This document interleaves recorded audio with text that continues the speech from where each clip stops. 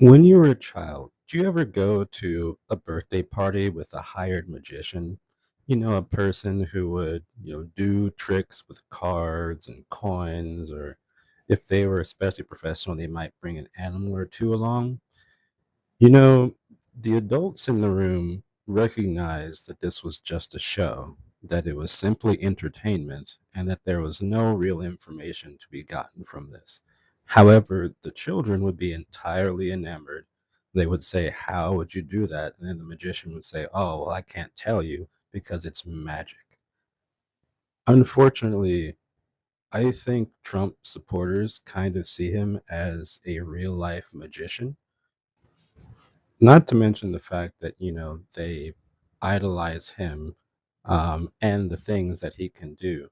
He never gives any explanation. He never actually supplies any real information.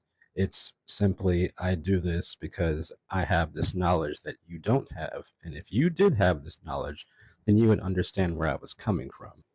And of all the jobs that you could possibly have with this mentality, I mean, one, being a business owner is not a good mentality to have towards, your clientele or the people who are observing your company, but especially as the president of the United States. Like, we, the people, deserve clear, concise, and understandable answers to the things that concern us because whether or not people recognize it, our lives are affected by the actions of the government.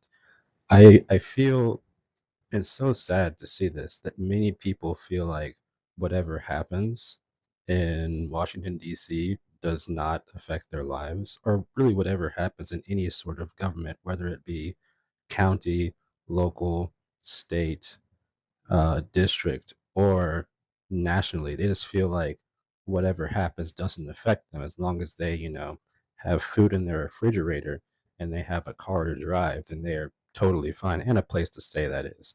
Which those three things are becoming more and more scarce for common everyday citizens every single day.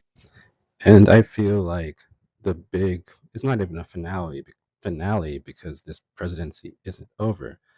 But I feel like the abrupt switch from we're not going to pursue war in the Middle East to congratulating himself on an attack that was unlawfully um, completed by the US military without Congress's approval is just another example as to how and why this person should not be in office and why we shouldn't really be quiet and why we should definitely say something.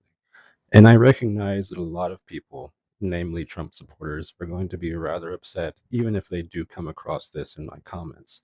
And to them, I say, look in the mirror. Like, why do you support this person? If it's because of your own selfish desires, then what desires are actually being met? Look at yourself, answer that question, and I'll